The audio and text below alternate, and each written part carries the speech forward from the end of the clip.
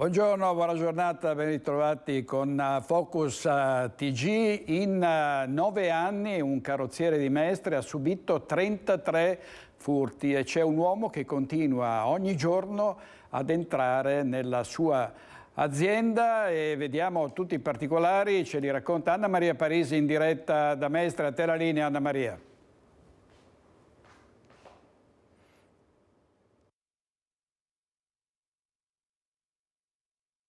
Sì, buongiorno da Mestre, sono in compagnia di Paolo Favaretto, che è il titolare della carrozzeria moderna, la quale vanta un poco invidiabile record perché è al 34esimo furto, Favaretto. Sì, 34esimo furto è una settimana praticamente dal 20 che viene tutte le sere sto tizio, l'abbiamo filmato, ieri sera assieme con la polizia è stato catturato, è stato portato in questura, però alle 21:15 circa il PM di turno l'ha liberato. Quindi per noi oltre al furto c'è anche la beffa, non trovo giusto questo perché penso che nessuno voglia che entrino in casa sua e gli portino via la roba, perché la settimana scorsa ha portato via i computer di diagnosi delle auto, che dopo i carabinieri ne hanno trovato uno e una bici che l'hanno ritrovata. Non lo troviamo giusto, è una corsa, la polizia corre come una pazza, anche ieri sera di corsa è venuta 4-5 volte, ieri durante il giorno, però dopo la fine il PM lo libera. Non capisco questa legge che mi dicono che è la legge Cartabia, cosa tuteli noi cittadini. Ecco perché tra l'altro lei dopo 30 furti pensava probabilmente di averle già viste tutte, invece avere addirittura lo stesso ladro che dorme lì vicino, lì dietro questa staccionata dove c'è la linea ferroviaria, che torna tutti i giorni, questo veramente non se lo sarebbe mai aspettato. Sì, non me l'avrei mai aspettato, anche perché sono sicuro che stasera torna di nuovo. Noi lo aspetteremo e chiameremo di nuovo la polizia. Però c'è anche un orario preciso tra l'altro. Sì, dalle 18:30 alle 19:15. Lui ieri quando è entrato la prima cosa che ha fatto ha tentato con la mano di aprire 2 auto, la polizia mi aveva detto se è tentato furto lo arrestano sicuramente il PM, e dopo alla fine si sono sentiti dire no, lo liberiamo. E lei l'ha sorpreso anche qua dentro? Sì, l'ho sorpreso, mi sono trovato faccia a faccia martedì sera alle 18:40 circa che avevamo aperto un portone un attimo per mettere una macchina. Sono andato di là a rispondere al telefono perché i ragazzi vanno via alle 18 e mio figlio Mattia ha preso la macchina portata dentro, io ho sentito un rumore, vedo una testa, sono andato in fondo, l'ho affrontato, stava sui computer che li guardava e gli ho detto cosa fai qui dentro? Ma calmo, io senza niente, prendendo il telefonino e tentando di filmarlo e lui mi ha spinto.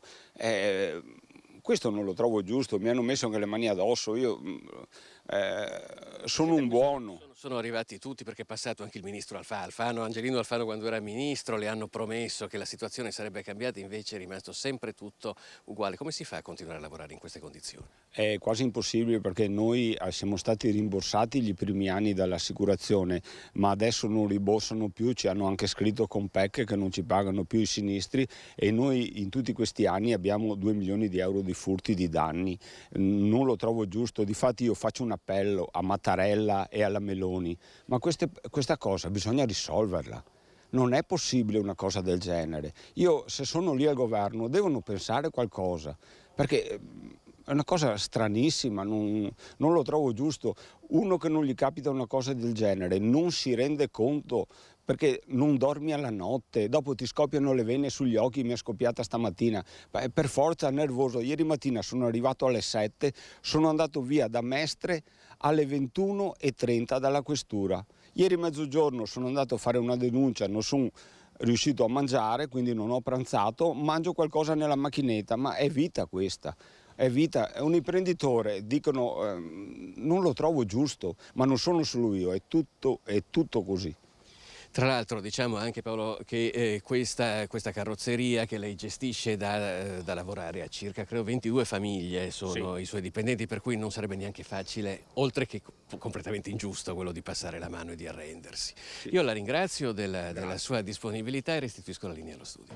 Grazie a Filippo Fois, era prevista Anna Maria Parisi, poi era invece Filippo Fois a raccontare questa sconcertante vicenda, 34 furti subiti in 9 anni, con quest'uomo lo vediamo che scavalca tranquillamente il recinto. È lo stesso proprietario che ha scattato questa foto, ha avuto una colluttazione,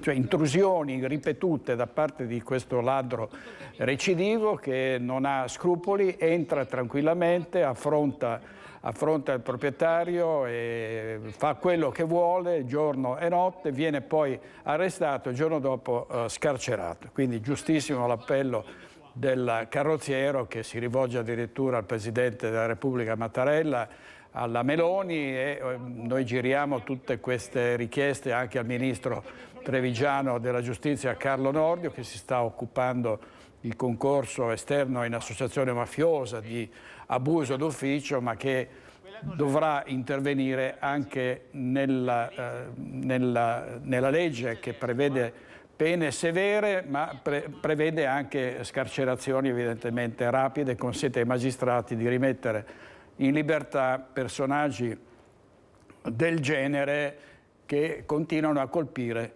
indisturbati. Abbiamo parlato giorni fa del ladro che entrava nei ristoranti del centro di Treviso, anche lui è entrato da Tony da Spin e da altri ristoratori, ha fatto i suoi comodi, il giorno dopo era già in libertà, cose da non credere.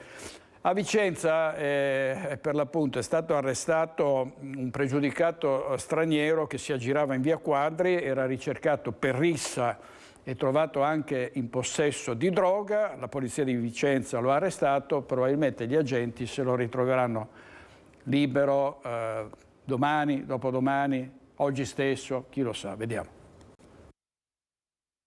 Pendeva a suo carico un ordine di carcerazione emesso dal Tribunale di Roma.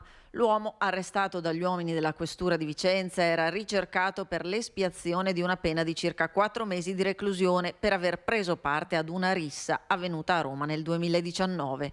Era stato notato ieri sera in via Quadri da parte di alcuni cittadini che avevano segnalato la presenza del soggetto con uno zaino che si aggirava con fare sospetto in zona.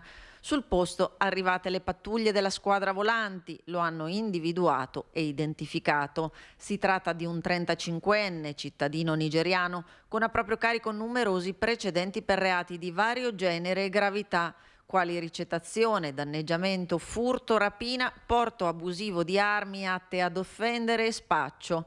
All'atto del controllo del suo zaino è stato anche trovato in possesso di circa 10 grammi di hashish. Gli agenti lo hanno segnalato alla prefettura quale consumatore di stupefacenti e lo hanno scortato in carcere a Vicenza per l'espiazione della pena.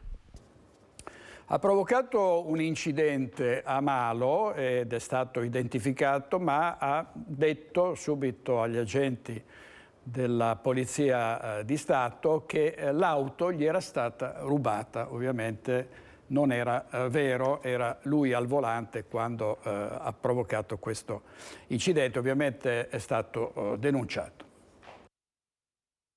Coinvolto in un incidente stradale, ha abbandonato l'auto e finto il furto. Per l'uomo è scattata la denuncia. I fatti risalgono ai giorni scorsi, quando i carabinieri della stazione di Malo erano intervenuti in via Trento per un sinistro stradale con feriti, in cui uno dei protagonisti si era dileguato senza prestare assistenza all'altro utente coinvolto. Le ricerche hanno permesso di individuare a 2 chilometri dal luogo dell'evento l'autovettura che era stata abbandonata. Il mezzo risultava danneggiato nella parte anteriore alla fiancata destra. I militari sono risaliti al proprietario raggiungendolo in abitazione, che ha negato ogni addebito, riferendo che il mezzo gli era stato rubato, formalizzandone poi la denuncia nei giorni successivi. Le indagini condotte dai militari hanno consentito di ricostruire l'accaduto e di raccogliere elementi di colpevolezza in capo al proprietario del mezzo, che è stato denunciato per le ipotesi di reato di omissione di soccorso, lesioni personali colpose e simulazione di reato, oltre ad essere stato sanzionato per varie violazioni al codice della strada con il ritiro della patente di guida. Servizio di Luisa Bertini. Adesso andiamo a Padova, dove si è svolto l'interrogatorio di garanzia dei 2 fratelli killer ritenuti responsabili dell'accoltellamento avvenuto nel quartiere Forcellini domenica scorsa. In silenzio davanti al giudice non hanno raccontato nulla del pomeriggio di sangue. Il giudice per le indagini preliminari di Gorizia ha quindi convalidato il fermo e disposto la custodia cautelare in carcere per Ilmi e Clinton Rakipai, accusati di omicidio e duplice tentato omicidio con l'aggravante dei futili motivi.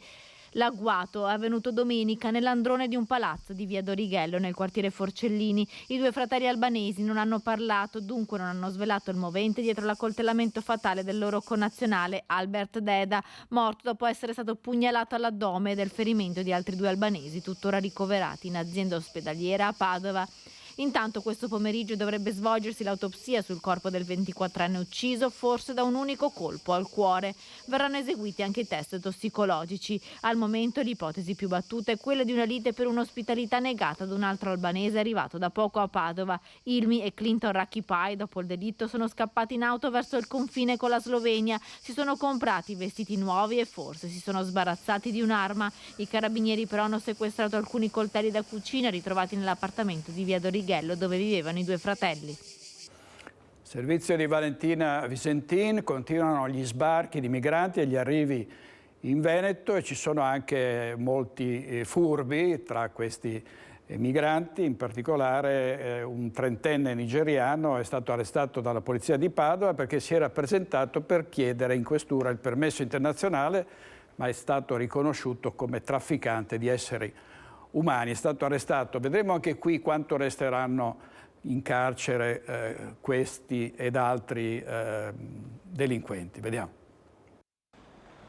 È entrato in questura per presentare ricorso contro il rigetto alla sua richiesta di protezione internazionale, ma è finito in cella sulla base di un mandato di arresto per traffico di esseri umani. È una vicenda che risale al 2016, quella che coinvolge un nigeriano di 30 anni che all'epoca aveva convinto una giovane connazionale a salire su un barcone diretto in Italia con l'illusione di fare la sarta. Una volta nel nostro paese, la donna era arrivata con lui a Padova, dove l'aveva costretta a prostituirsi per ripagare con 20.000 euro il viaggio della speranza. Da Padova la donna era stata costretta a seguirlo anche in Belgio, dove aveva continuato a vendere il suo corpo fino alla liberazione seguita a un blitz della polizia. Nel frattempo il nigeriano, tornato a Padova, aveva chiesto i soldi alla famiglia della povera donna. Tutto questo fino al passo falso che lo ha portato in carcere a disposizione della Corte d'Appello di Venezia. E ha violato ripetutamente l'ordine di allontanamento dalla casa della compagna, ma è stato arrestato dai carabinieri a Teolo, un uomo che è stato spesso accusato di maltrattamenti in famiglia. Tentano sempre di tornare sul luogo dei maltrattamenti in casa delle vittime, ma in alcune circostanze vengono catturati in tempo utile, altre volte invece compiono reati orribili. Vediamo. Il primo intervento dei carabinieri nella casa di famiglia di Teolo era stato nella giornata di sabato scorso. L'uomo stava aggredendo la compagna, continuando a farlo anche la presenza dei militari.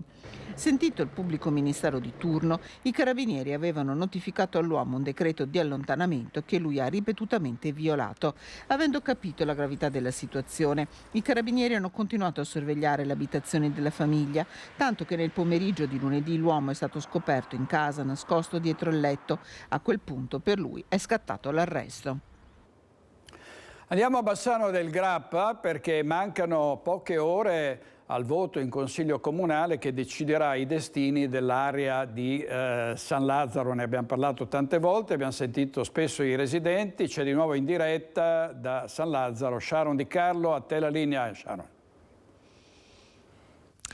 Sì, buongiorno direttore, buongiorno a tutti i telespettatori. L'ha detto lei, oggi giornata cruciale per San Lazzaro. Campagna o area verde? Stasera in Consiglio Comunale si deciderà quale sarà il destino di quella che è definita l'ultima area verde di San Lazzaro, e noi di Rete Veneta ve lo racconteremo in diretta durante il nostro telegiornale. Ma ora sono qui, lo vedete, ci hanno raggiunto i tanti residenti, le associazioni del territorio, cittadini. Sono qui con Claudio Bizzotto dell'associazione Area, vicepresidente, buongiorno. Buongiorno a tutti. Qual è l'ultimo appello che fate? Allora, siamo al dunque. Ieri sera a Bassano c'è stata la notte bianca, una notte di festa, di luci, di suoni. questa sera, questa notte potrebbe essere una notte più scura, perché magari per un solo voto potrebbe passare una mozione, una votazione che apre la strada alla distruzione dell'ultimo grande lembo di campagna agricola bassanese. E le vediamo alle sue spalle? Certo, qui a San Lazzaro.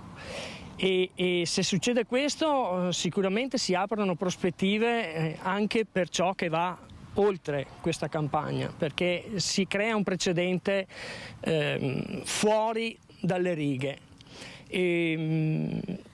Cosa dire? Diciamo che la Baxi in questo gioco che ha innescato è riuscita a fare da multinazionale la voce grossa e a imporre continuamente dei ritmi e delle scadenze a un governo della città inesistente che non si è preso responsabilità, mentre Pengo, che è colui che vorrebbe progettare qui, è sempre stato zitto e nascosto.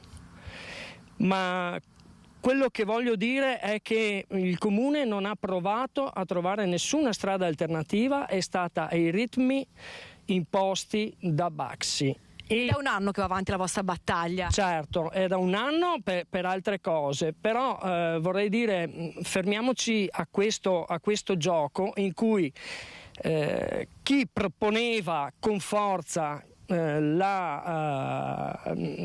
seguire questo progetto ha creato una divisione pazzesca tra il concetto di lavoro, di posti di lavoro, e il concetto della terra, del rispetto della terra. Qualcuno ci ha chiamato estremisti e vorrei dire che non ha capito cosa stiamo facendo. Noi non stiamo combattendo una battaglia, noi stiamo coltivando, noi ci stiamo prendendo cura non di noi stessi solo, ma di tutta la città e anche delle generazioni future.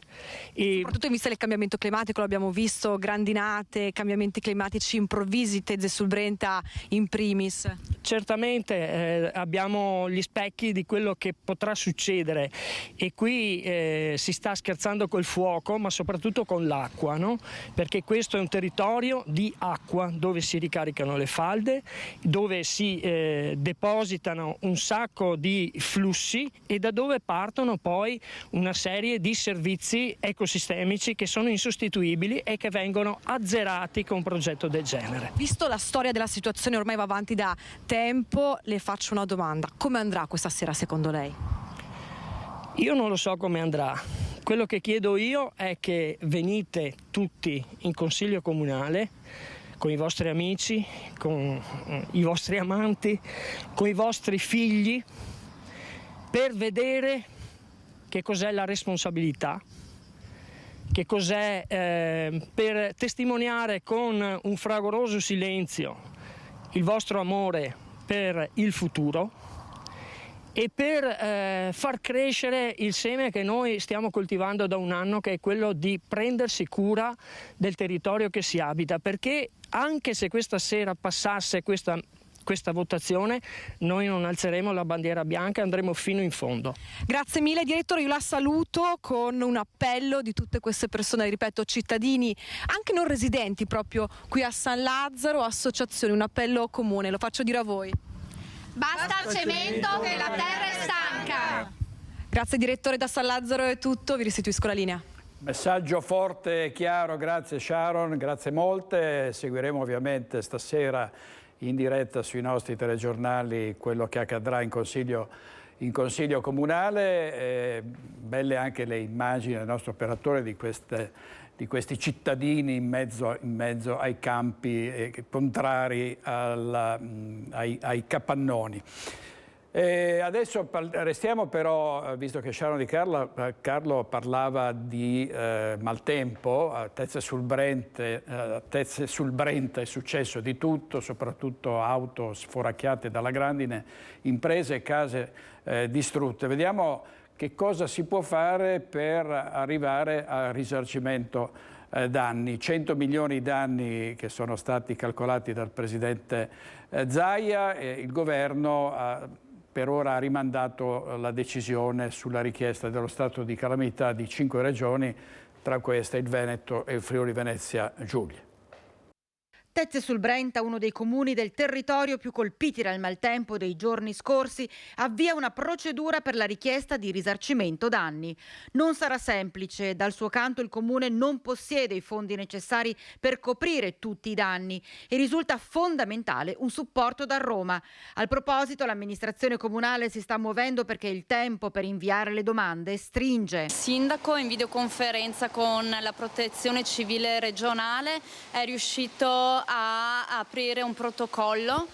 Praticamente entro il 3 agosto dobbiamo cercare di sommariamente evidenziare tutti i danni sia degli edifici pubblici, privati, imprese commerciali e spedire tutto alla Regione, che poi procederà a spedire a Roma il fascicolo.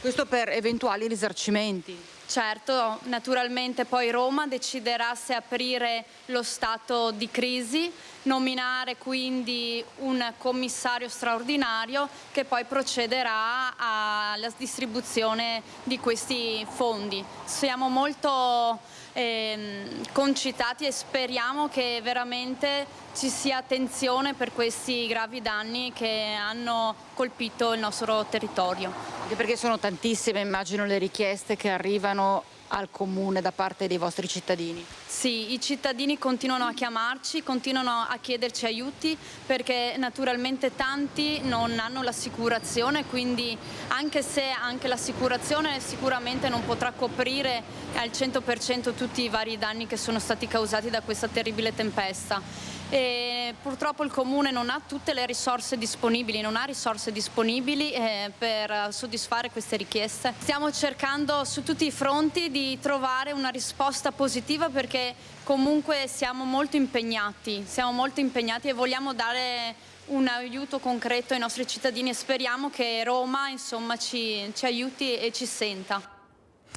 Veri e propri proiettili di ghiaccio caduti dal cielo che hanno distrutto centinaia di auto e quindi vanno a ruba i kit antigrandine. Ce ne parla da Montebelluna in diretta Christian Arboit.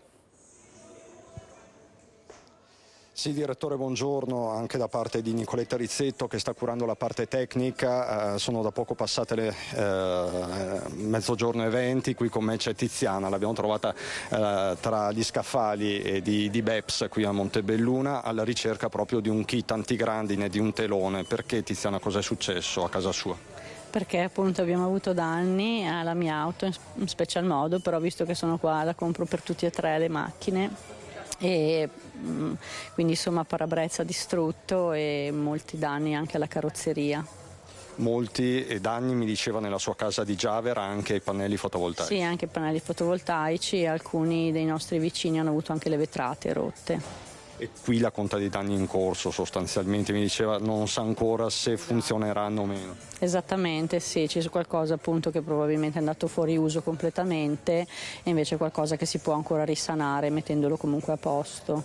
Adesso lei sta correndo come tanti ai ripari e alla ricerca di questi teloni, insomma, che potranno servire in futuro, si spera. Sì, certo, proprio perché appunto comunque giustamente ci sono anche le franchigie dalla parte dell'assicurazione, quindi dovendo tamponare i danni, non dovendo pagare tutto, insomma è meglio anche prendere direttamente dei teli.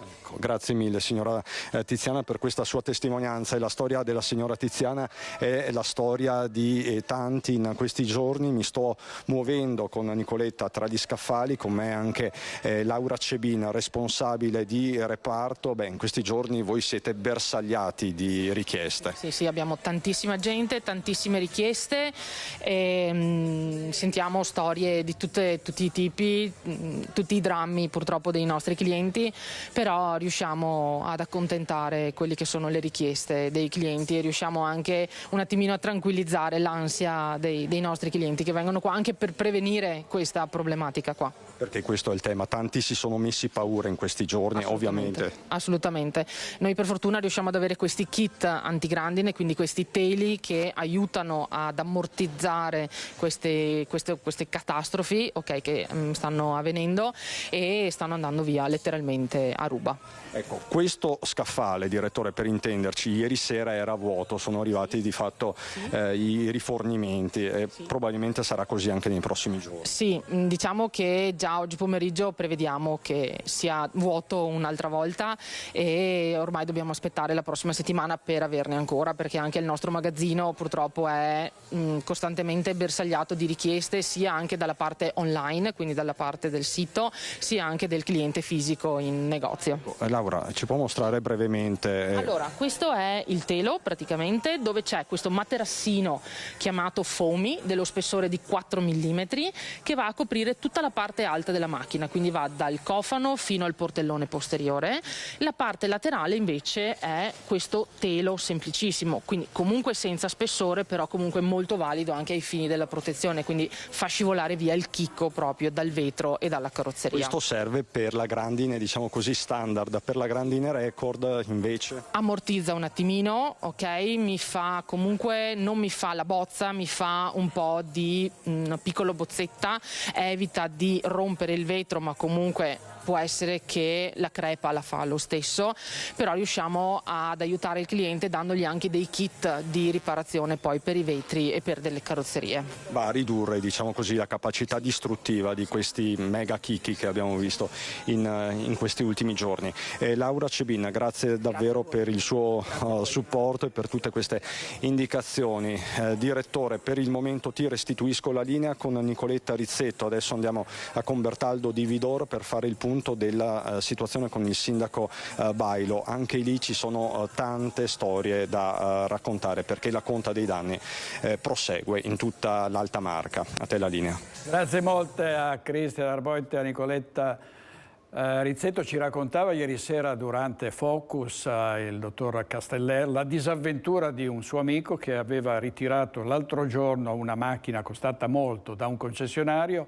È uscito, sono arrivate palle da tennis ghiacciate, hanno sfondato parabrezza e hanno ammaccato tutta quest'auto appena acquistata e l'ha riportata subito indietro. Purtroppo è successo a tanta gente. C'è stato tra l'altro un colpo di coda del maltempo che ha colpito in particolare la bassa padovana e i colli euganei. Vediamo cosa è successo nelle immagini girate tra l'altro da un appassionato di meteo della zona che è Luca Tecchiato. Vediamo. Stiamo assistendo a una spettacolare super sui colli euganei. Guardate che imponenza hanno le nubi, quel bianco che vedete è tutta grandine, pazzesco, veramente ha una cosa da pianure americane, cioè in Italia è difficile vedere fenomeni così che ultimamente si ripetono sempre più spesso. Sono le 20:52 di mercoledì 26 luglio. A commentare queste immagini spettacolari girate da lui stesso nelle campagne di Ospedaletto Euganeo in direzione Este Monselice è Luca Tecchiato, agente di commercio con una passione per il meteo. Una supercella che ormai non è più l'eccezione sul Veneto e che nella serata di ieri ha portato grandine tra Teolo, Abano, Pozzonova e Monselice, dove è stato sospeso un concerto programmato nella Cava delle More. Veramente eccezionale. Qui siamo in direzione di Este. Vediamo quel muro di grandine e acqua. Spettacolare. Con la grandinata di ieri salgono a 5 quelle piombate nel Padovano in 7 giorni. Una settimana fa la zona più colpita è stata l'Alta Padovana, dove dopo la grandinata di mercoledì 19 il vento ha aggiunto danni ai danni con la bufera del primo pomeriggio di sabato 22. Fenomeni simili non sono nuovi per la provincia di Padova, la novità è la frequenza con cui sempre più spesso si abbattono. E anche la forma di queste nuvole è cambiata con l'effetto dei cambiamenti climatici. Ieri ne ho vista una enorme, sembrava un millefoglie, gigantesca, e sotto c'era un'incudine nera. Infatti poi sulla zona di Porto Gruaro di nuovo grandinate, piogge intensissime. E anche andiamo nel Polesine, sono più di 50 gli interventi effettuati dai vigili del fuoco al lavoro in provincia di Rovigo dalla serata di ieri per alberi abbattuti, insegne divelte e pali pericolanti causati da un violento temporale che ha colpito l'area. Squadre dei Vigili del Fuoco di Rovigo, del distaccamento di Adria con il supporto di quelle di Cavarzere e di Vicenza ancora impegnate per ripristinare la sicurezza. Nessuna persona è rimasta coinvolta, per fortuna, sul posto anche mezzi della protezione civile coordinati dalla sala operativa. E ora vediamo le immagini drammatiche della frana che si è staccata nel canale tra Fulmini e Cima Popera. Siamo nel territorio di Comelico Superiore e nel Vallon Popera. I gestori del rifugio Berti, Rita Zandonella e Bruno Martini, 2 giorni fa hanno temuto il peggio per la centralina che fornisce energia per il rifugio e l'acquedotto che è stata miracolosamente lambita dalla colata. Ed è la seconda volta dall'inizio dell'estate. Furioso temporale accompagnato da grandine ha caratterizzato una mattinata da incubo, nessun pericolo per il rifugio che si trova su un promontorio a un centinaio di metri dalla colata che ha scavato un canale. Oggi la speranza di Rita e Bruno è che il materiale si consolidi e che possa ripartire la stagione. A decine le telefonate di vicinanza e solidarietà ai 2 storici gestori del Berti, che è di proprietà del CAI di Padova. Ancora maltempo, parliamo ancora di maltempo, nessuna tregua ieri con bufera e grandine nella zona industriale di San Giacomo, nel territorio di Conegliano. Gli imprenditori in ginocchio, le attività sospese, era sul posto per noi Daniela Sizia che ha raccolto proprio le voci dignitose di questi imprenditori coraggiosi che se la sono vista sempre brutta con la pandemia e poi con i costi energetici lievitati causa la guerra in Ucraina, adesso con questi nubifragi, però gli imprenditori vanno avanti, resistono. Vediamo. Il problema è che attualmente siamo col capannone completamente scoperto, quindi inagibile, abbiamo gli uffici allagati, è un disastro, non sappiamo da che parte prendere, da che parte cominciare. Dopo giorni di tempesta a prevalere ora la disperazione, gli imprenditori della zona di San Giacomo nel comune di Conegliano sono in ginocchio, attività sospese, locali pieni di acqua, macchine danneggiate, tetti bucati. Io ho quasi 70 anni, una situazione di questo genere non l'ho mai vista, noi abbiamo danni per oltre 100.000 euro. In questa azienda ci sono i mezzi letteralmente bombardati dalla grandine, dal tetto, l'acqua continua ad entrare con il rischio di un crollo. Accanto la situazione non cambia, i segni sono visibili. I dipendenti assieme all'imprenditore hanno cercato di mettere in sicurezza quello che potevano per notti intere. Sono 3 notti che noi stiamo veramente vivendo con ansia questi momenti e alla notte, ieri notte eravamo qua alle 10:30 fino alle 2 di questa notte, pioveva acqua dappertutto e noi siamo pieni di macchinari elettronici, punzonatrici, pressepieghe, cesoie, tutto gestito naturalmente da computer e da sistemi di software e chiaramente la ripresa è difficile, molto difficile. Poco lontano, altra azienda storica, sembra una guerra, questa ci racconta il presidente. Sì, ci siamo svegliati la mattina con una situazione incredibile. In pratica gli stabilimenti sono inagibili, non sappiamo per quanto tempo avremo bisogno per rimettere in funzione gli impianti. In queste ore stanno cercando di eliminare tutta l'acqua entrata ovunque. E soprattutto chiudere tutti quanti i fori che abbiamo sul tetto, che sono dovuti alla completa rottura di tutti i cupolini per l'illuminazione. Sono circa 2.200 metri quadrati di cupolini che non esistono più. Lei ha fatto una stima dei danni? Ma è difficile in questo momento fare la stima perché non sappiamo anche tutti gli impianti elettrici in che situazione sono, però sicuramente sopra 1 milione. Situazione fotocopia di quasi tutte le aziende colpite drasticamente dalla grandine. Non c'è ancora nessuna data per una possibile ripartenza delle attività, anche perché abbiamo chiamato anche imprese per cercare di risanare i tetti, sono chiamati da 1000 altre aziende del posto e quindi non hanno più materiale, non hanno personale neanche per intervenire. È un dramma che io non so come andremo a risolvere. Ieri abbiamo collegato in diretta l'assessore alla protezione civile del Veneto Giampaolo Bottacin per fare il punto sul maltempo in Veneto. Oggi Bottacin è intervenuto con una nota in cui ricorda che l'Italia è in parte in fiamme, cioè nei sud in particolare, oltre a questa situazione in Veneto, e c'è un contingente di volontari della Protezione Civile Antincendio Boschivo del Veneto insieme a 2 direttori delle operazioni di spegnimento e un funzionario della regione, oltre a 2 operatori di Veneto Agricoltura. Si trovano in Puglia su richiesta del Dipartimento della Protezione Civile Nazionale a portare supporto nella lotta agli incendi boschivi. L'assessore Bottacin, che ieri abbiamo intervistato, ricorda a tutti che in Veneto ci sono circa 1000 volontari della protezione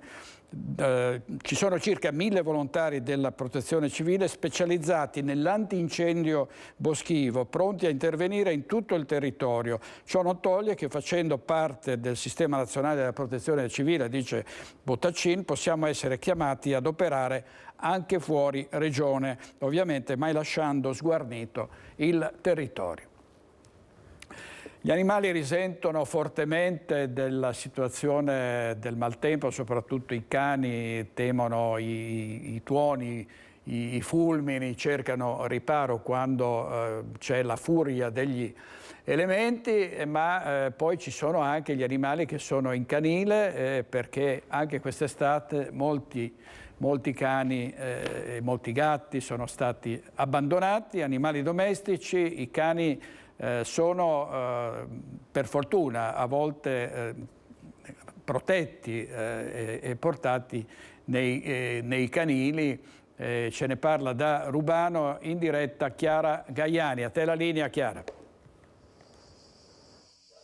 Direttore, buongiorno ai telespettatori. Ci troviamo proprio nel rifugio di Rubano con il presidente di questo canile, che è Fabio Fabbri, che ringraziamo. E allora, prendendo spunto dalla tua presentazione, chiediamo come sono stati in questi giorni di maltempo gli 87 cani che sono qui. Avete dovuto un po' rincuorarli, rassicurarli? Ma diciamo che abbiamo un gruppo di volontari molto attivi, con i quali li monitoriamo costantemente, quindi anche durante queste scariche importanti notturne abbiamo sempre avuto un controllo. Fortunatamente qui in canile non è successo niente di grave, quindi è andato tutto abbastanza bene, diciamo, a parte qualche ramo caduto, ma è stato molto salvato, diciamo, il canile. Ecco, l'occasione dell'incontro di oggi, perché qui c'è stata una conferenza stampa, è legato proprio al tema non solo dell'abbandono estivo, che per fortuna nelle nostre zone ci raccontava poc'anzi il presidente Fabbri, si è un po' limitato. È legato ad un tema un po' più ampio, direttore, che è quello dell'adozione responsabile, ovvero chi arriva qua e sceglie di accompagnare nella sua casa un animale viene invitato a fare un percorso mirato per capire quanto è importante quello che si sta facendo e come il cane diventi di fatto una persona di famiglia. Allora, l'abbandono è un tema che è trattato principalmente nel periodo estivo. In realtà l'abbandono è un tema che è in tutte le 4 stagioni. Nel periodo estivo viene un pochino incrementato perché le ferie portano a chi non ha una responsabilità e un'etica ad abbandonare appunto il proprio cane. Siamo partiti dall'origine dell'abbandono, quindi dal responsabilizzare l'adozione. Noi come canile di Rubano siamo, e ci teniamo, siamo particolarmente antipatici, devo dire, perché siamo molto pignoli nell'attenzionare il possibile adottante alle caratteristiche dell'adottato. Si adotta per tutta la vita, non si adotta per un regalo, per una prova, per un momento. L'adottato diventa un membro della comunità familiare e di conseguenza deve essere trattato come tale. Abbiamo un gruppo di educatori professionisti che si dedicano al 100% come volontariato, che seguono le famiglie o le persone che vogliono adottare e cerchiamo di sviscerare veramente andando nel profondo della vita personale degli adottanti tutte le caratteristiche della loro vita, cercando poi di consigliare per le caratteristiche l'animale, che sia cane o gatto. Noi siamo il canile di Rubano, ma abbiamo tantissimi gatti, quindi oggi il problema dell'abbandono è più legato forse ai gatti. Ci sono tantissime, veramente migliaia di gatti in diverse colonie feline nella sola provincia di Padova. Volevo farvi vedere, con la collaborazione di Federico Cibotto che è con me, due animali che lui ha già inquadrato. Abbiamo da un lato Matilda, che ha circa 1 anno, come potete vederla, guardate che bella, tutta accucciolata. Dall'altro lato c'è Sid, e volevo farvi vedere anche invece che non si fa vedere perché si è rifugiato, ci diceva prima il presidente Fabbri, che è un mangione, Thor, che pensate è qui in rifugio dal 2017. Ha circa 9 anni, ma ci raccontava anche una bella storia. Ci sono animali che vengono adottati anche dopo una decina d'anni che sono in canile. Abbiamo avuto ultimamente recentemente Lucky, un mix pastore che è entrato all'età di 6 mesi e faceva parte dei fantasmi, quelli che noi chiamiamo fantasmi perché sono gli inadottabili. Nel caso suo era un carattere particolarmente difficile. Veniva citato come morsicatore, in realtà era un cucciolotto, un angelo, però aveva difficoltà caratteriali di rapporto. Abbiamo trovato 2 ragazzi che ancora oggi ci emozionano e dopo 11 anni l'abbiamo adottato. È stato un percorso lungo con un nostro educatore e la nostra Nicole, che è un po' il cuore del canile, e siamo riusciti a portarlo a casa. Oggi ci mandano via video, foto, che è incredibile. È sempre spiaggiato sul divano, lui che prima era qui che abbaiava a tutti. Insomma, ha trovato davvero la sua casa, quindi come avete visto l'importanza di trovare la combinata giusta, loro lavorano per questo. Il canile di Rubano è a disposizione per qualsiasi informazione e direi che ringrazio Fabio Fabbri per essere stato con noi, Federico Cibotto per la collaborazione tecnica, e da Rubano restituisco la linea allo studio. Grazie molte a Chiara Gaiani e a tutti gli operatori del canile di Rubano e degli altri canili. Se vogliamo avere un cane in casa, diamo la precedenza agli animali che sono nei canili prima di andare negli allevamenti a cercare cani di razza. Ci sono tanti cani meravigliosi che aspettano di poter godere dell'affetto e delle cure di una famiglia.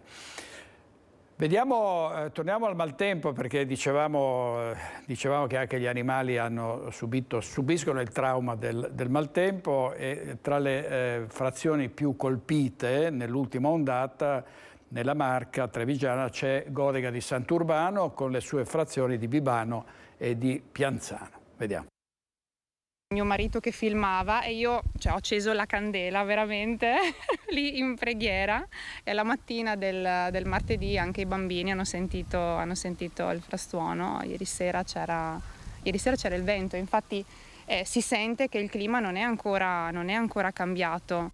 Nuvole minacciose all'orizzonte di nuovo a Godega di Sant'Urbano, paese dove le forti grandinate hanno colpito con furia. Sulle strade ancora foglie e rami rotti dalla forza del vento, tanti i danni a case, tetti e auto. Nella grandinata di lunedì notte abbiamo avuto diversi danni al tetto con diversi coppi rotti, e per la mancanza di guaina, tra l'altro, di questa abitazione abbiamo avuto di conseguenza anche diverse infiltrazioni d'acqua in casa. Scenari tutti simili ma tutti diversi, dietro ogni tegola rotta, ogni albero caduto, un pezzo di qualcosa di proprio che è stato spazzato via in pochi minuti. La sensazione è abbastanza di impotenza, ovviamente, perché di fronte alla furia degli elementi, insomma, ti senti un po' inerme. La cosa drammatica è che questo evento non è un evento isolato, perché 4 anni fa era successo esattamente la stessa cosa. 2019. Sì, quindi si vedono anche nella vasca dei fotovoltaici dei danni che risalevano a 4 anni fa. Danni non solo estetici ma anche funzionali. Gli impianti fotovoltaici delle case colpite dalla grandine non sono infatti in grado di produrre energia. Un paradosso, dicono i residenti, che pannelli e cappotti siano entrambi sistemi che rientrano nel regime della sostenibilità, ma siano più sensibili a questi fenomeni sempre più frequenti. E la grandine ha bersagliato anche la chiesa di Bibano, nessuna vetrata è stata risparmiata. Paura tra i cittadini. Una mia concittadina, una giovane mamma con il bambino piccolo che insomma era andata un po' in difficoltà, in panico, no? E quindi abbiamo cercato di essere vicino a lei insieme alla Protezione Civile e insieme ai Vigili del Fuoco. È stato fatto un ottimo lavoro di squadra per mettere in sicurezza la sua casa.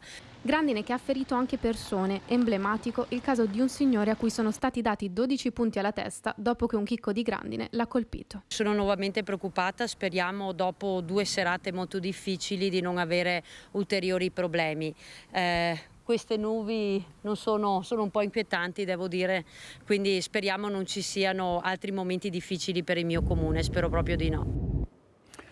Territorio ferito e, come avete visto, sempre i sindaci in prima linea, gravissimi danni anche tra Vittorio Veneto e Conegliano. Vediamo il servizio della nostra redazione di Treviso.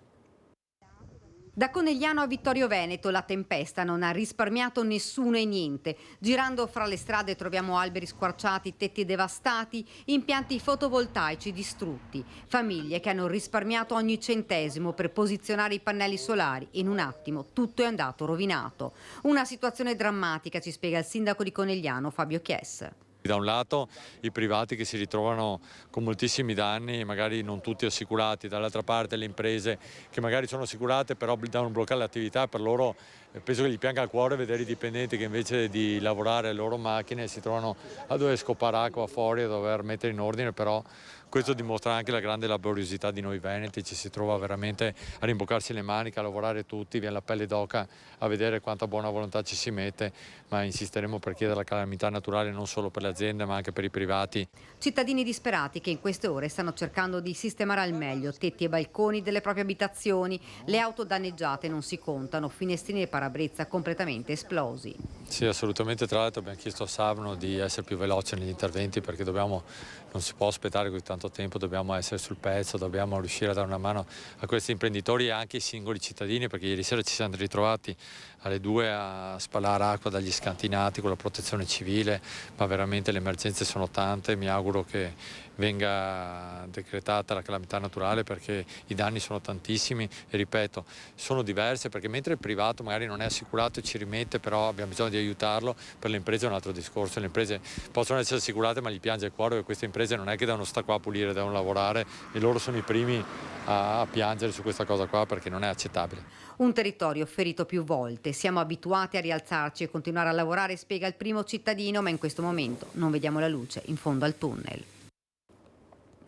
E ancora una volta particolarmente colpita la riviera del Brenta, ricordate il tornado di qualche anno fa. Dolo ha subito molti danni, il sindaco di Dolo tra l'altro oggi vedrà altri sindaci, consiglieri regionali e anche parlamentari per fare il punto sulla situazione e per lanciare un appello a Roma per quanto riguarda i ristori. Ecco. Quelli sono i chicchi di grandine che sono arrivati in un vetro antisfondamento. Inizia da qui il viaggio tra la devastazione del Fortunale dello scorso 18 luglio, Dolo, azienda agricola Quaggio, realtà orticola a conduzione familiare di ben 5 ettari. Spinaci, insalatine, bieta, rucola, erbe da campo, tutto distrutto. Poi c'era della rucola. Si sente ancora il profumo. Sulla sinistra, ancora dell'insalatina sulla sinistra. Qui i danni sono ingentissimi e ammontano a quasi 1 milione di euro. Sì, noi abbiamo stimato tra l'azienda circa 800.000 euro di infrastrutture, sicuramente elettrico, idraulico e ferro e materiali. 50 anni di storia distrutti in un inferno di grandine e vento durato mezz'ora. Bisogna smantellare sicuramente tutto, considerare che questo tipo di protezione non serve più a niente e sicuramente coprire un po' di serre con strutture più solide, prevedendo questo tipo di situazioni. Questa azienda riforniva il mercato all'ingrosso di Treviso fino ai grandi mercati delle località turistiche, montane e marine, ovvero il Cadore, le Dolomiti, Jesolo, Caorle e Venezia. Il Fortunale si è portato via tutto ed ora qui c'è il problema nel problema, la mancanza di una polizza assicurativa. Condifesa, che è quell'associazione che segue l'assicurazione per quanto riguarda le serre e le culture, che veniva coperta per un circa 60% del costo della polizza da organi come la Regione e lo Stato, da quest'anno ci ha detto che non è più coperta, non hanno disponibilità finanziarie, quindi la polizza dovevamo coprirla tutta noi e purtroppo, essendo una polizza troppo onerosa per questi 5 ettari, non ce l'abbiamo fatta e quindi non siamo riusciti ad assicurarci e purtroppo è capitato il fattaccio. E vi dicevo della riunione convocata a Dolo dal sindaco, non si svolgerà oggi ma domani. Vediamo di che cosa discuteranno in particolare il sindaco di Dolo con altri sindaci, consiglieri regionali e parlamentari. Una conta dei danni causata dal maltempo che in Veneto, secondo una prima stima, ammonterebbe a 100 milioni di euro e oltre. Così il presidente del Veneto, Luca Zaia, chiede al governo il riconoscimento per il nostro territorio dello stato di emergenza nazionale. Per questo ha scritto a Roma al presidente del Consiglio Meloni, al ministro della Protezione Civile e al capo dell'omonimo dipartimento, rispettivamente Musumeci e Curcio. A chiederlo con forza venerdì al tavolo del Comune di Dolo anche tutti i sindaci della Riviera del Brenta con i consiglieri regionali e i parlamentari del territorio. Obiettivo: accelerare l'accesso ai rimborsi dei danni. Noi abbiamo bisogno dello stato d'emergenza nazionale, della nomina appunto di un commissario e della dedicazione mirata di fondi a ristorare situazioni come questa, aziendali praticamente a terra, ma soprattutto i tantissimi, in maniera diffusa e capillare, danni verso i privati. E anche oggi, dopo il Fortunale della notte, una trentina le chiamate in attesa di intervento da parte dei vigili del fuoco, soltanto tra Dolo, Stra e Fiesso, per copertura tetti, abbaini, pannelli fotovoltaici. Soltanto a Dolo, spiega il primo cittadino, ben l'80% della popolazione ha subito danni nel corso dei 4 Fortunali con grandine e vento fino a 150 km orari, che dal 13 al 25 luglio ha funestato tutto il territorio. 5.200 nuclei familiari colpiti, chi la sola macchina, ma anche il tetto, ma anche gli impianti tecnologici. Ecco, una stima media di 10.000 euro a famiglia, a farla come dire, inferiore possibile. Voi capite bene di che cosa stiamo parlando, sono 53 milioni solo per Dolo per i privati.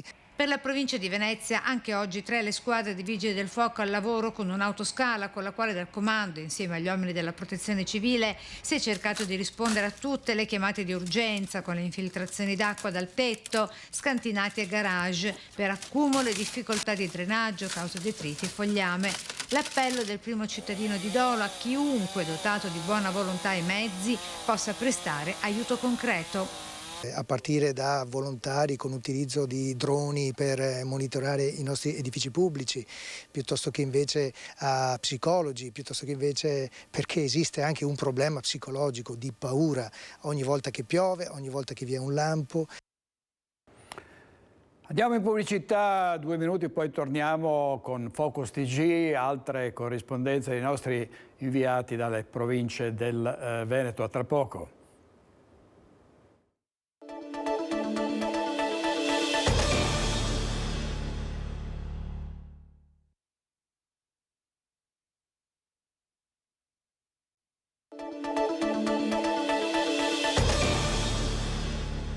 Di nuovo in diretta con Focus TG, oggi in regia Renato Cappoia e Italo Morao. Venerdì ci sarà l'ultimo saluto a Jacopo Venzo, il ciclista di Cartigliano che è morto in Austria in seguito ad una caduta durante una gara. Oggi è previsto il rientro della salma.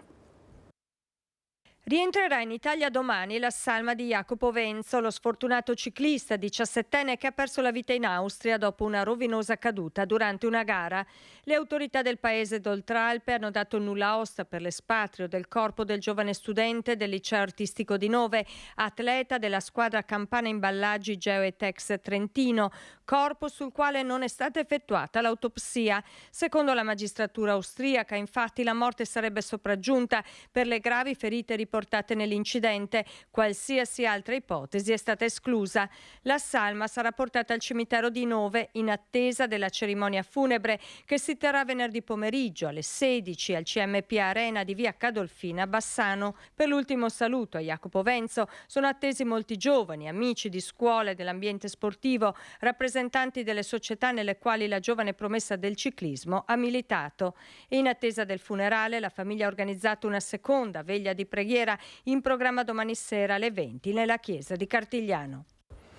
Servizio di Monica Smiderle ed è ancora un giallo la morte della turista polacca che è stata trovata senza vita vicino al suo parapendio precipitato sul Grappa. Rimangono sconosciute le cause e la dinamica dell'incidente che è costato la vita a una turista polacca nel pomeriggio di ieri.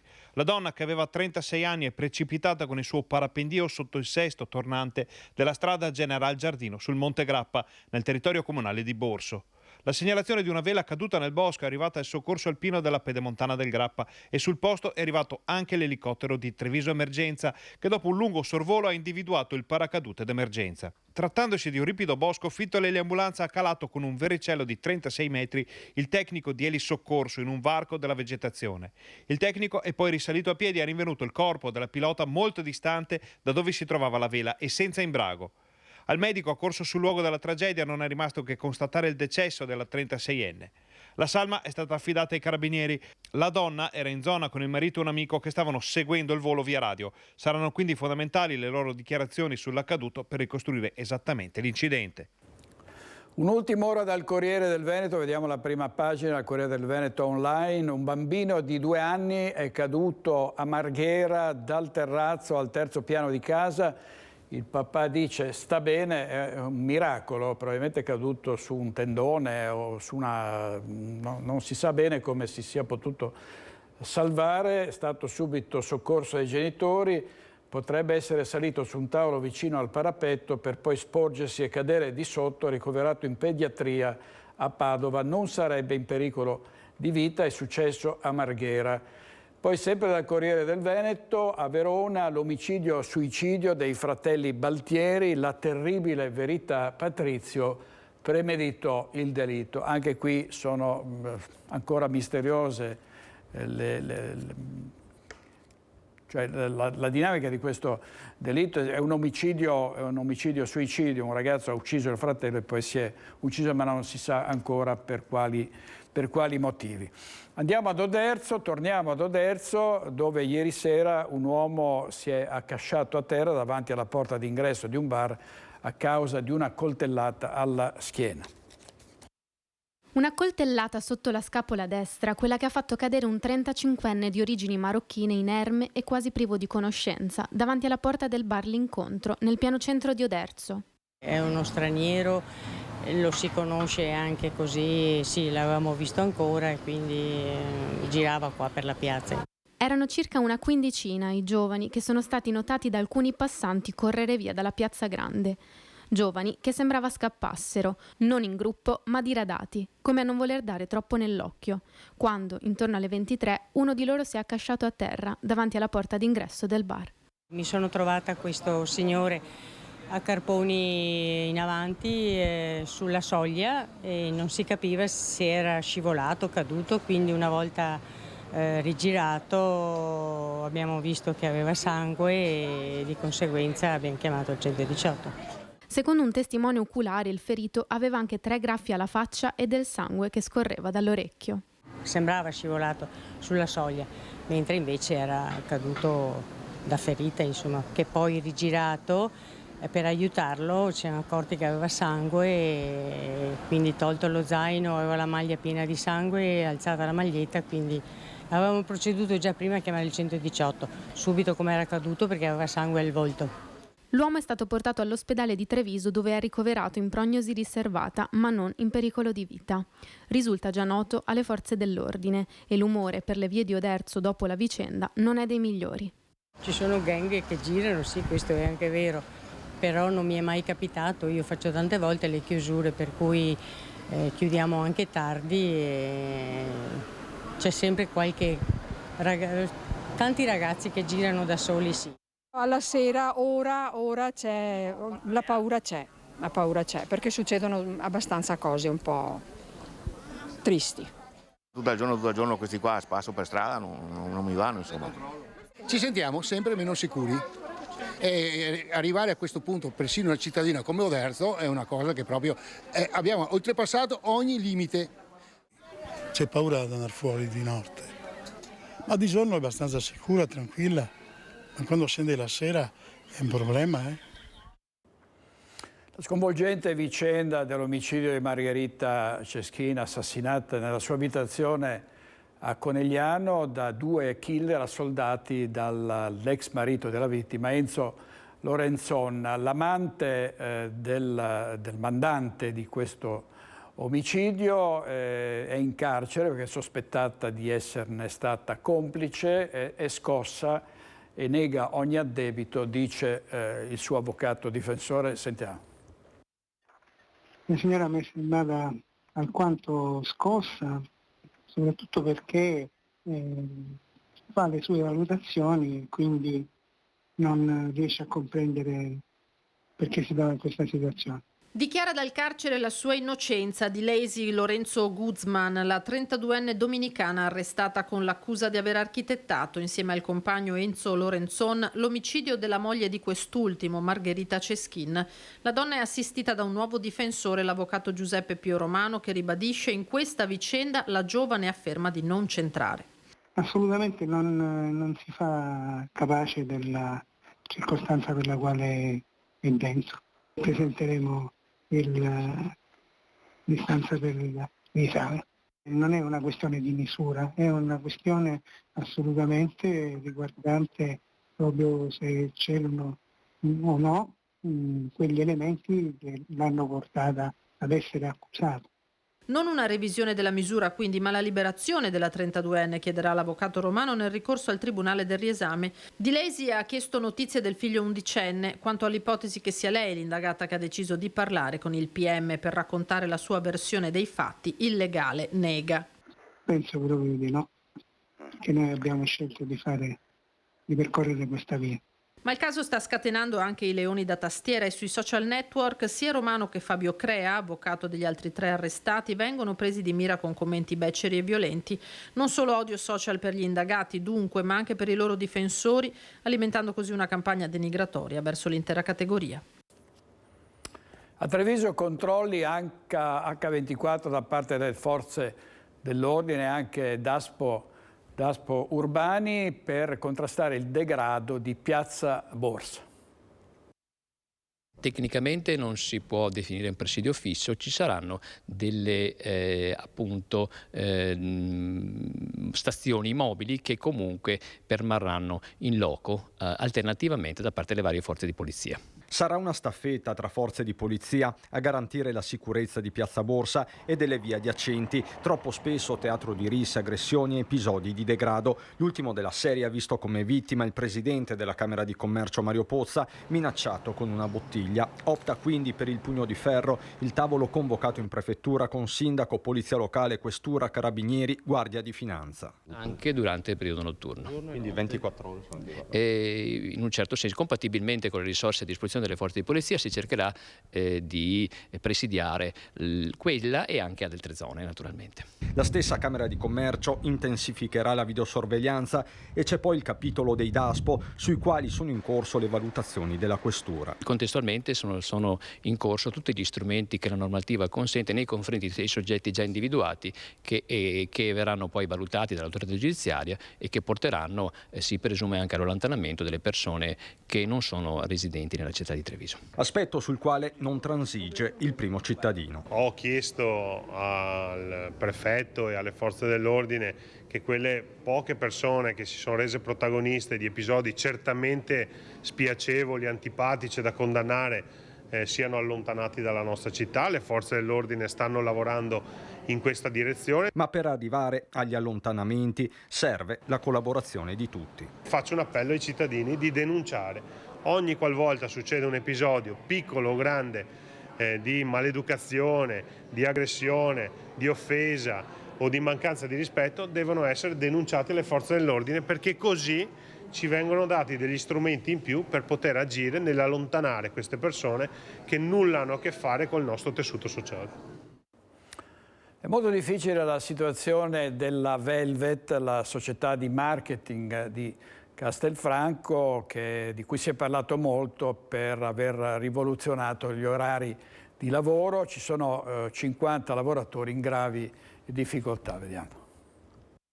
C'è una situazione situazione debitoria per cui ci sono diversi milioni di euro, circa 5, che in qualche modo sono imputati all'Agenzia delle Entrate e all'INPS, e i restanti 1 milione ai lavoratori e un altro milione a fornitori. Una situazione grave che non c'era stata rappresentata dalla proprietà quando abbiamo cominciato a trattare circa 4 mesi fa per chiedere continuità occupazionale e garanzie sul pagamento della 13ª e delle retribuzioni arretrate, e che ovviamente rischia di ricadere tutta sulle spalle di chi in questi anni ha prestato la propria attività per l'azienda, per cui i lavoratori.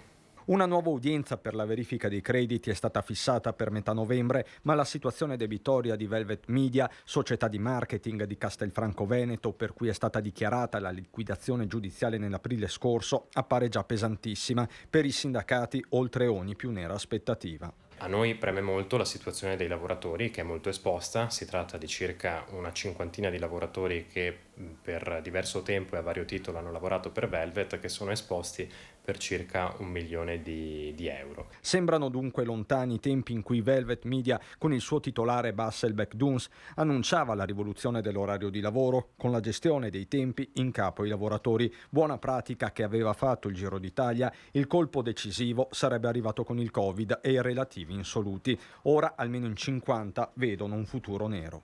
I lavoratori avanzano a vario titolo cifre dai 4.000 ai 40.000 euro. Il fondo di garanzia dell'INPS garantisce, nei limiti di alcuni massimali, il TFR e 2 retribuzioni, e quindi probabilmente molti lavoratori nell'ambito del fallimento potrebbero non veder in qualche modo riconosciuti i propri crediti nei confronti dell'azienda e perdere anche cifre significative. Quindi niente, cercheremo di fare del meglio attraverso i nostri legali per recuperare i crediti da lavoro.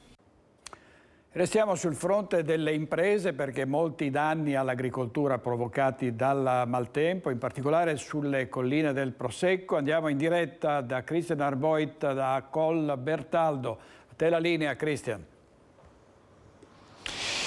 Sì, direttore, ecco, ci abbiamo cambiato location, come ti dicevo prima nel precedente collegamento. Siamo a Colbertaldo di Vidor, praticamente a pochi metri dalla chiesa parrocchiale. Questi gli effetti del maltempo della scorsa sera, questo cipresso secolare che è stato sradicato dalla furia del vento. Sindaco Mario Bailo, insomma, impressionante. Sì, è veramente stata un'eccezionalità che io non ricordo mai di aver visto una cosa del genere. Infatti quella stessa sera avevamo appena finito una riunione in municipio, e poi appena usciti dal municipio siamo stati chiamati appunto da questa emergenza. L'abbiamo vissuta a Vidor, dove ha avuto meno gravità, però poi ci siamo recati qui a Colbertaldo e qui abbiamo avuto modo di vedere una devastazione completa da questo luogo, ovviamente, ma anche da altri luoghi qui sempre nella frazione di Colbertaldo. C'è da dire che siete intervenuti ovviamente tempestivamente, quindi oggi vediamo una situazione ritornata per quanto possibile nella normalità. Sì, perché da subito ci siamo attivati, grazie alla Protezione Civile dell'ANA di Valdobbiadene, grazie all'ANVAB, ci siamo attivati subito per creare circolazione, perché c'erano delle strade importanti anche provinciali interrotte appunto da questa caduta di questi alberi, e poi piano piano ci siamo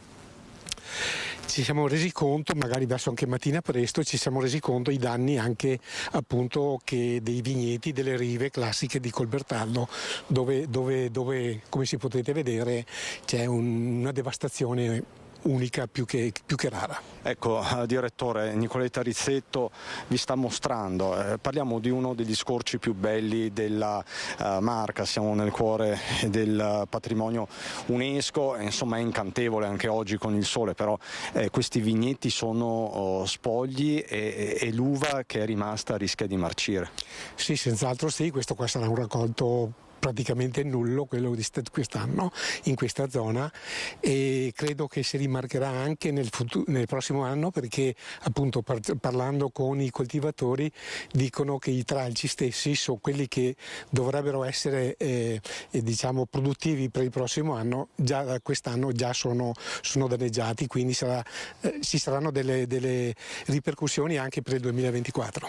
Ecco, questo è un dato assolutamente inquietante. Poi Sindaco, un altro aspetto è quello dello smaltimento dei rifiuti, dei pannelli fotovoltaici. So che insomma anche da questo punto di vista siete mobilitati.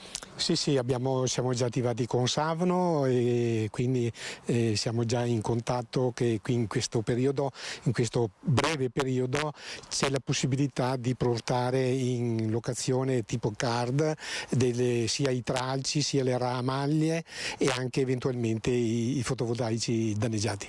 Ultimissima nota, direttore, anche questo è un aspetto molto importante. C'è un boom di richieste in questi giorni di coperture. I cittadini chiedono di effettuare lavori nelle proprie abitazioni, coperture sostanzialmente per ripararsi dalla grandine e da questi eventi atmosferici.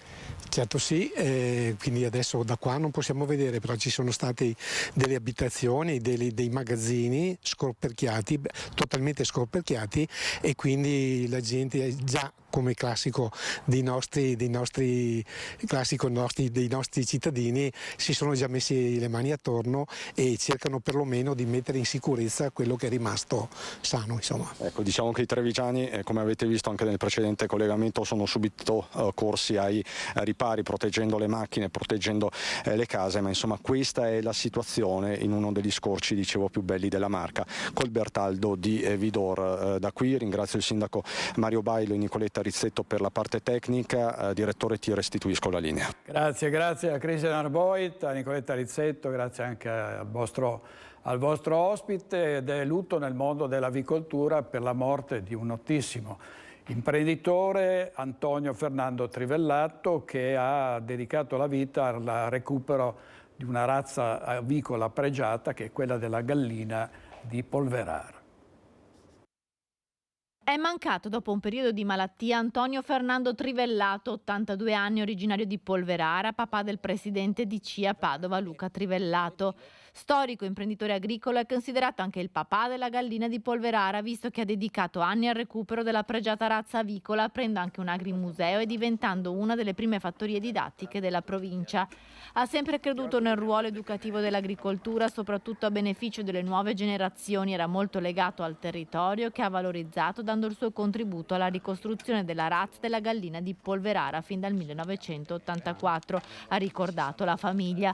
Dal 2000 in poi si è invece dedicato a farla conoscere a livello nazionale. Negli ultimi anni invece Trivellato si è adoperato per la ricostruzione delle diverse varietà di piumaggio. Il funerale di Antonio Fernando Trivellato verrà celebrato domani, giovedì, alle 12 della chiesa parrocchiale di Polverara. Quale sarà nel bellunese il futuro del Nevegal? Ce lo spiega Tiziana Bolognani in questo servizio.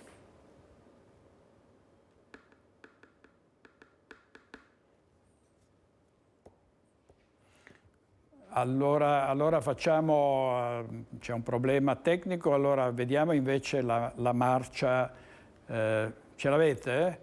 Va bene, allora vediamo.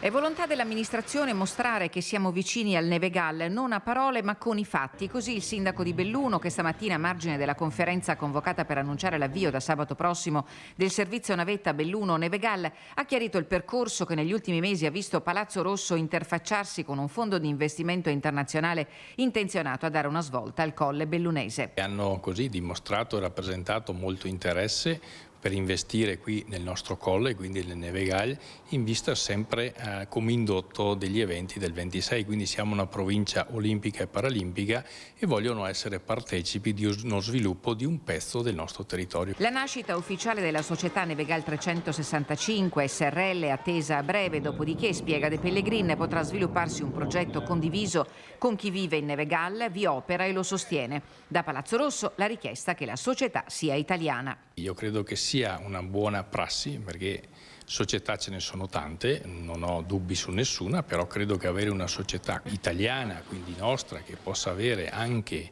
più credibilità, mettiamo sotto questo punto di vista, anche nei confronti dei cittadini stessi, magari questo porta più credibilità e magari riusciamo a lavorare meglio. Nel frattempo lunedì si è chiusa positivamente la gara per il rifacimento del piazzale, i cui lavori potrebbero iniziare entro fine anno, ed è all'ultimo miglio la procedura che consentirà al Comune di acquisire e di dare in concessione gli impianti di risalita. Stiamo effettuando gli ultimi controlli, effettuati questo entro il mese di agosto, perché entro il Consiglio di fine agosto dobbiamo finire questo iter. E poi però toccherà rimuovere la tegola caduta tra capo e collo lo scorso maggio, quando con una determina la provincia ha sigillato il pozzo 2 dell'Anta privo di concessione, la cui richiesta risulta pendente dal 2001 e che però da allora ha garantito l'innevamento artificiale. Si è subito aperto un tavolo fra Comune, la provincia, BIM, Consorzio di Bacino. A rischio ci sono non solo la prossima stagione invernale, ma anche la realizzazione del laghetto finanziato con i fondi PNRR. Gli attori in campo sono ben disposti a trovare una soluzione, adesso dobbiamo percorrere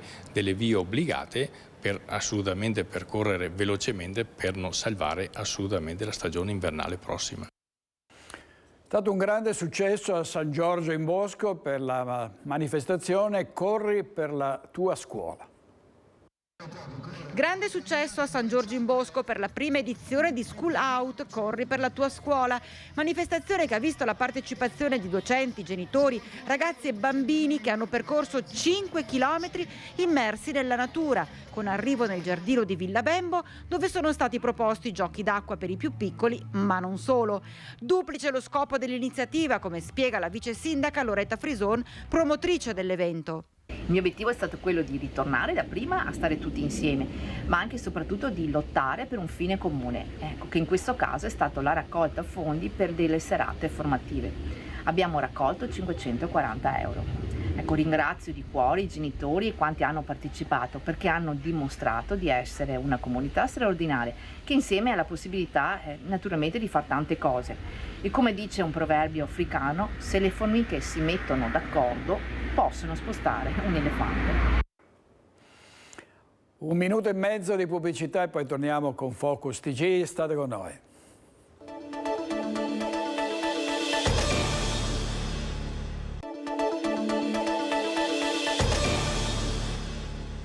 Un contributo di 150.000 euro per il restauro del Gatta Melata lo ha annunciato a Padova Vittorio Sgarbi, sottosegretario, che è tornato comunque sulla polemica con la delegazione pontificia che aveva annunciato lo spostamento del celebre monumento equestre di Donatello all'interno di un museo. Sentiamo. La rettrice ha detto, usando un aggettivo che nel mio caso è improprio, che era contenta di essere con tante persone gradevoli. Nessuno mi ha mai detto gradevole in vita mia, però che io le sia gradevole mi fa molto piacere. Io sono sgradevole, ma in questo caso lo sono stato non per me, perché io potevo anche, nel tempo che non sono stato sottosegretario, ho fatto 20 anni di attesa della vendetta. In questo caso mi sono posto il problema che, ne parlavo anche col sindaco, anche la veneranda Arca del Santo è stata esclusa dalla prima operazione voluta dal CIN. Il che fa pensare che ci fosse in lui una visione di un'autonomia che non ha. Una questione di ordine, spiega così la diatriba che l'ho visto contrapposto al delegato pontificio della Basilica del Santo, Monsignor Fabio Dalcin, il sottosegretario alla cultura Vittorio Sgarbi. Sulla statua equestre dedicata a Gatta Melata, realizzata in bronzo da Donatello, simbolo della città e di Piazza del Santo, ha ricordato il sottosegretario che l'ordine di competenza è chiaro. Lo Stato, con la soprintendenza che ha il compito di alta sorveglianza sui beni monumentali, il Comune e anche la Basilica, senza che alcuno di questi enti possa fare una fuga in avanti. Sentita la relazione sulla prima fase di diagnostica del monumento, il sottosegretario si è ammorbidito. Per quello io sono partito subito, anche perché sentivo come inquietante l'idea del Museo Donatello. Questo non vuol dire però che, siccome sono una persona più che gradevole e ragionevole, se, avendo scoperto oggi che Donatello ha fatto male il cavallo, che è peggio di Giambologna, che ci fosse una necessità di ricoverarlo, io la valuterei come una cosa propizia, ma non per il museo. A partire dal museo deve salvarsi. I bronzi sono fatti per resistere all'esterno, ha commentato il sottosegretario, un incontro che ha fatto chiarezza su quanto accadrà d'ora in avanti. Almeno 12 mesi serviranno per la fase ulteriore di analisi, per poi passare al restauro vero e proprio. Al lavoro l'Università di Padova e l'Istituto Centrale per il Restauro, per quello che sarà il primo sulla parte bronzea dell'opera, completata da Donatello nel 1453. Una volta che arriva una relazione che ci dice che esiste un rischio grave, non un rischio come dire, veniale, è chiaro che occorre immaginare, si può anche immaginare, però essendo così bello dove sta, l'idea della coppia sempre è sgradevole, perché la coppia fa pensare a qualcosa. Si può immaginare una teca che lo protegga, insomma, però certo è tutto molto complesso e è precoce dirlo adesso. Un restauro che il sottosegretario Sgarbi auspica sia completato entro il 2026. Ed è impietosa la diagnosi del restauratore Nicola Salvioli, che parla di un monumento in pessime condizioni di salute. Non sta benissimo, anzi il bronzo sta male, il basamento sta malissimo. Parola di Nicola Salvioli, mastro artigiano, esperto restauratore di metalli e opere in bronzo, che il Gattamelata lo ha visto da vicino, realizzando la prima fase diagnostica dell'opera di restauro, la mappatura. Un intervento unico, quello che chi sarà incaricato di seguire le operazioni su questo capolavoro di Donatello sarà chiamato a compiere su un monumento affetto da quello che in gergo tecnico si chiama cancro del bronzo. È una corrosione ciclica, cioè si innesca un meccanismo di corrosione dove il metallo si trasforma in minerale, e questo è abbastanza normale, però poi si altera al punto tale che si spolvera e quindi perde materia, perde consistenza.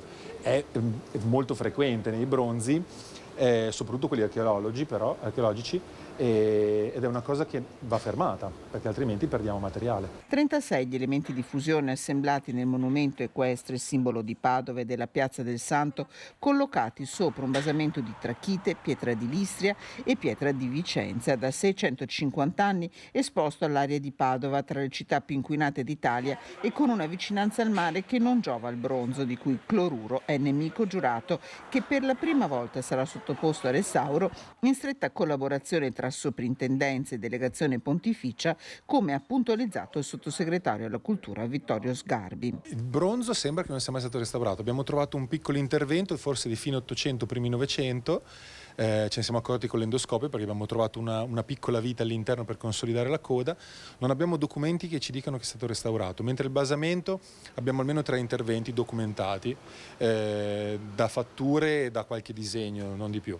Incassata l'apertura del sottosegretario a far decidere gli esperti quale sarà, al termine del restauro, la collocazione del prezioso monumento, se nella piazza che lo ospita da secoli o in un museo per esigenze di conservazione, adesso toccherà il confronto con Donatello e il suo genio. Ho già lavorato su diversi Donatello e sappiamo purtroppo che Donatello improvvisa in un certo senso, cioè vuole fare delle cose che fa solo lui. Quindi io, come dicevo prima, secondo me era una persona che litigava col fonditore con cui lavorava. Donatello stravolge ogni logica e per ottenere un effetto, un risultato, fa a modo suo. Il fare a modo suo vuol dire, per un restauratore, avere pochi confronti, perché ricordiamocelo, non è l'IKEA, noi non abbiamo le istruzioni, non ce le lascia mai nessuno. E capire i problemi è più difficile. Affascinante. È pesante, è pesante. Sui tempi del restauro massima l'incertezza, ma di sicuro serviranno almeno altri 12 mesi per completare i lavori di diagnosi, per poi iniziare l'intervento vero e proprio che potrebbe essere terminato tra il 2025 e il 2026. Dalla statua equestre del celebre condottiero a Padova andiamo a Vicenza per una notizia che riguarda i trasporti pubblici, abbonamenti a prezzi calmierati per gli studenti. Ci racconta tutto in diretta Luisa Bertini. Sì, buongiorno a voi, buongiorno ai nostri telespettatori. Siamo qui nella sede della provincia di Vicenza in compagnia di Marco Guzzonato, consigliere delegato al trasporto pubblico, perché oggi è stato illustrato un intervento, 400.000 euro, per ridurre lo scalone creato dall'aumento delle tariffe relative ai mezzi pubblici, di cui usufruiranno 12.000 studenti all'incirca. Sì, l'intervento serve a andare incontro alle esigenze delle famiglie, perché cerca di ridurre l'impatto degli aumenti che ci sono stati a beneficio appunto dei titoli di viaggio annuali, quindi degli abbonamenti annuali, principalmente degli studenti.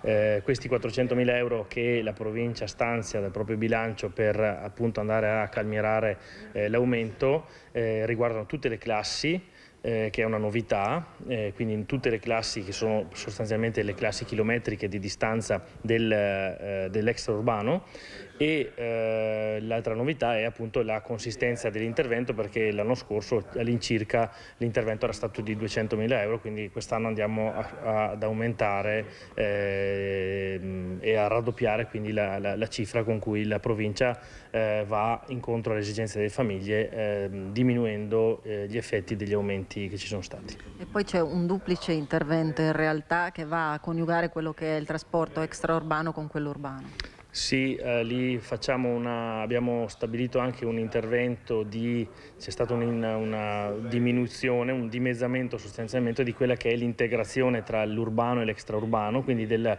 sovrapprezzo che si paga nel momento in cui si passa dal servizio urbano a quello extraurbano per il trasporto, e viceversa, quindi dall'extraurbano all'urbano, e quindi c'è stato un dimezzamento di queste integrazioni necessarie di tariffa del titolo di viaggio.